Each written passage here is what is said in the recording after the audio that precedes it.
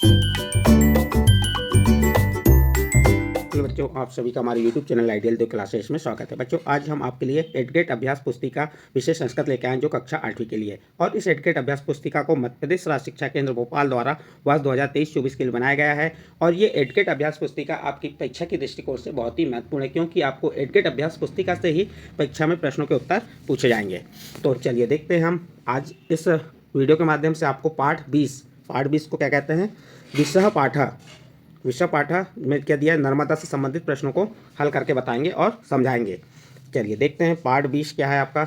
विषय पाठा नर्मदा, उसका संक्षिप्त परिचय दिया है। भारतीय सभ्यता और संस्कृति में नदियों का महत्व सर्वविदित है। जो भारतीय सभ्यता और संस्कृति, उसमें नदियों का महत्व बहुत अधिक है।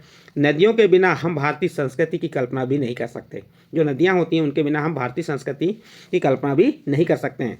जन्म से लेकर मृत्यु पर्यंत नदियों का हमारे जीवन में गहरा संबंध है। भारत ही नहीं अपितु विश्व के अनेक प्राचीन सभ्यताओं और संस्कृतियों का जन्म नदियों के तट पर हुआ है। हमारी भारतीय संस्कृति नदियों के किनारे फली फूली है। नदियों का मानव सभ्यता के विकास में अमिट प्रभाव है। चाहे हम पुरानी मानव सभ्यता की चर्चा करें अथवा नित्य नवीन शहरीकरण की बात करें, नदियों के बिना अधूरा है। भारत में नीर, नारी और नदी तीनों का गहरा संबंध है और सम्मान है। हमारे ऋषि मुनियों ने उन्हें पोषक की संज्ञा दी है। भारतीय संस्कृति में नदियों का महत्ववत सम्मान की प्राप्त है। जिस प्रकार भारतवर्ष की जीवन रेखा गंगा नदी है, संपूर्ण भारतीय सभ्यता, संस्कृति और संस्कारों का जन्म गंगा नदी के आसपास दिखाई देता है। उसी प्रकार मध्य प्रदेश की जीवन रेखा के रूप में विराजमान नर्मदा नदी के विषय में इस पाठ में अध्ययन करेंगे। फिर नेक्स्ट पॉइंट में क्या दिया है, बच्चों को जल के प्रमुख स्रोतों के बारे में बताते हुए नदियों पर चर्चा करें। तो ये आपका जो पाठ 20 था, उसमें नर्मदा से संबंधित जो संक्षिप्त परिचय क्या है वह आपको बताए। इसके बाद हम इससे संबंधित प्रश्नों को हल करेंगे। जैसे निर्देश में दिया है बहुविकल्पी प्रश्न। प्रश्न नंबर 1, सरदार सरोवर बंध अस्थि, सरदार सरोवर बंध अस्थि कहाँ पे है? ये यहाँ 4 ऑप्शन में सही आंसर आएगा, तो इसका सही आंसर आ जाएगा स नंबर, नर्मदा नधाम। कौन सी नदी पे है? नर्मदा नदी पे है। प्रश्न नंबर 2 देखिए, मेघदूते कालिदासेन कस्या सौंदर्य वर्णितम, यानी मेघदूत कालिदासेन कस्या यानी कौन से किसका सौंदर्य वर्णन किया है? तो इसका सही आंसर आ जाएगा अ नंबर, नर्मदा नधा। कौन सी नदी का? नर्मदा नदी का किया है। उसके बाद प्रश्न नंबर 3 देखते हैं। प्रश्न नंबर 3 कैसे प्रश्न है? ये एक पद उत्तर लिखत वाले प्रश्न है। इसमें आपको एक पद में ही उत्तर लिखना है। चलिए क्या कह रहा है, पावना सलीला का यानी कि पवित्र जल वाली कौन है? तो आपका उत्तर हो जाएगा नर्मदा। पवित्र जल वाली कौन है? नर्मदा। इसके बाद नेक्स्ट प्रश्न है प्रश्न नंबर 4, केशाम आश्रमः सन्ति, किनके आश्रम हैं? तो आपका आंसर हो जाएगा तपस्वी नाम। किसके हैं? तपस्वियों के क्या है? आश्रम है। तो आपका प्रश्न नंबर 4 का उत्तर में लिख देंगे तपस्वी नाम। नेक्स्ट प्रश्न है आपका प्रश्न नंबर 5। प्रश्न नंबर 5 क्या कह रहा है, अमरकंटक नामः पर्वतः कस्मिन् मंडले अस्ति। क्या कह रहा है, अमरकंटक नामक पर्वत किस मंडल में है? तो आपका उत्तर हो जाएगा अनूपपुर मंडले। कहाँ पे? ये अनूपपुर मंडल में है। तो आपका उत्तर हो गया अनूपपुर मंडले। नेक्स्ट प्रश्न है प्रश्न नंबर 6, श्वेतशिला खंडानाम कृते कः प्रसिद्ध, श्वेतशिला मीन्स संगमर की चट्टानों के लिए कौन प्रसिद्ध है? तो आपका उत्तर हो जाएगा भेड़ाघाट स्थानम, यानी भेड़ाघाट स्थान किसके लिए? संगमरमर की चट्टानों के लिए प्रसिद्ध है। इसके बाद नेक्स्ट प्रश्न है प्रश्न नंबर 7, ये एक वाक्य उत्तर लिखित वाले प्रश्न है। प्रश्न नंबर 7 में क्या दिया है, जाबालीपुरतः नर्मदा कुत्र आयति। तो आपका उत्तर क्या होगा? क्या कह रहा है इसमें, जाबालीपुर में से नर्मदा कहाँ आती है?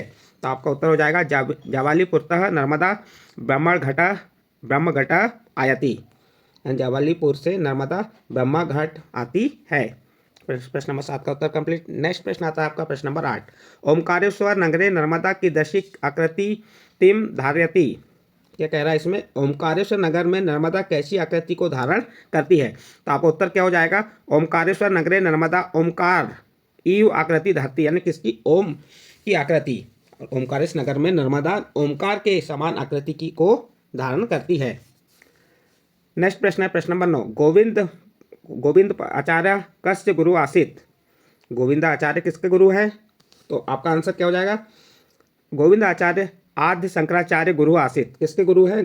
गोविंद पादाचार्य आदि शंकराचार्य के गुरु थे। नेक्स्ट प्रश्न है, नर्मदा नदा के बंधा निर्माता, या नर्मदा नदी में कौन से कौन कौन से बांध बने हैं? उत्तर बता देंगे। नर्मदा, नदा, बरगी, इंदिरा सागर, सरदार सरोवर बांधा, भवा, बंधवा, निर्मिता। यानी कि नर्मदा नदी के पर बरगी, इंदिरा सागर, सरदार सरोवर आदि बहुत सारे बांध बने हैं। भवा मीन्स बहुत से बांध बने हैं। नेक्स्ट प्रश्न आएगा आपका प्रश्न नंबर 11। प्रश्न नंबर 11 में क्या दिया, थोड़ा सा दीर्घोत्तरम प्रश्न है, इसके उत्तर थोड़े बड़े रहेंगे। क्या कह रहा है, अनूपपुर मंडलम भेड़ाघाट पर्यंत नर्मदा यात्रा वर्णन कुरुतः। यानी क्या कह रहा है, अनूपपुर से भेड़ाघाट तक नर्मदा की यात्रा का वर्णन कीजिए। तो आपको वर्णन क्या बताएंगे, उत्तर देखिए इसका। अनूपपुर मंडले अमरकंटक नाम पर्वतो अस्ति। क्या है, अनूपपुर में अमरकंटक नामक पर्वत है। तत् एव नर्मदा प्रादुर्भवति, वहाँ से ही नर्मदा निकलती है। तदंतरम ऐसा गहनासु उत्तर पर्वेशु च भ्रमणम कुर्वन्ति डिंडोरी मंडलम प्रवस्ति। उसके बाद वह घने वनों और ऊंचे पर्वतों पर भ्रमण करती हुई डिंडोरी मंडल में प्रवेश करती है। डिंडोरीत सर्पाकार गत्य उच्चवा वच्च मार्गेण महाराजपुरम प्राप्तोनि। डिंडोरी से सर्पाकार गति से ऊंचे नीचे मार्ग से महाराजपुर मंडल पहुंचती है। तह जाबालीपुरम आगच्छति, वहाँ से जबलपुर आती है। श्वेत शिलाखंडा कहते प्रसिद्धे भेड़ाघाट नाम के स्थाने भूमधारा जल प्रपात स्वरूप धारणी। संगमरमर की चट्टानों के लिए भेड़ाघाट नाम के स्थान पर धुआंधार झरने का रूप धारण करती है। तो इस प्रकार से बच्चों आपका प्रश्न नंबर 11 का उत्तर कंप्लीट होता है। इसमें आपको जो अनूपपुर से भेड़ाघाट तक नर्मदा की यात्रा का वर्णन बताना था, तो हमने आपको इसमें बता दिए। जैसे अनूपपुर मंडल में अमरकंटक नामक पर्वत है, वहाँ से कौन निकली है, नर्मदा निकलती है। उसके बाद यह घने वनों और ऊंचे पर्वतों का भ्रमण करते हुए डिंडोरी मंडल में प्रवेश करती है। डिंडोरी में सर्पाकार गति से ऊंचे नीचे मार्ग से महाराजपुर पहुंचती है, वहां से जबलपुर आती है। संगमरमर की चट्टानों के लिए भेड़ाघाट नाम के स्थान पर धुआंधार झरने का रूप धारण करती है। इस प्रकार से आपका प्रश्न नंबर 11 का उत्तर कंप्लीट होता है। नेक्स्ट प्रश्न है आपका प्रश्न नंबर 12। नर्मदा है महत्तम वर्णम कुरत। क्या कह रहा है इसमें, नर्मदा के महत्व का वर्णन कीजिए। यानी नर्मदा के बारे में आपको महत्व उसके बारे में बताना है। क्या हो जाएगा, नर्मदा नामस्य मात्रेण पापक अपा करोति। इसका अर्थ क्या हुआ, नर्मदा नाम स्मरण मात्र से ही पाप दूर हो जाते हैं। पुराणेषु अस्या बहुविद्या महात्म्यम प्रतिपादितम। पुराणों में इसकी बहुविध महिमा प्रतिपादित है। कालिदास से नापी मेघदूते अस्या सौंदर्य महात्म्य च वर्णितम। कालिदास ने भी मेघदूत में इसके सौंदर्य का और महिमा का वर्णन किया है। इस प्रकार बच्चों आपका प्रश्न नंबर 12 का उत्तर कंप्लीट होता है। नेक्स्ट प्रश्न आता है आपका प्रश्न नंबर 13। प्रश्न नंबर 13 क्या है, नर्मदा नदा तटस्थनाम नगराणाम सूची निर्मात कुरत। इसमें क्या कह रहा है, वो आपको कह रहा है नर्मदा नदी के तट पर स्थित नगरों की सूची निर्माण कीजिए।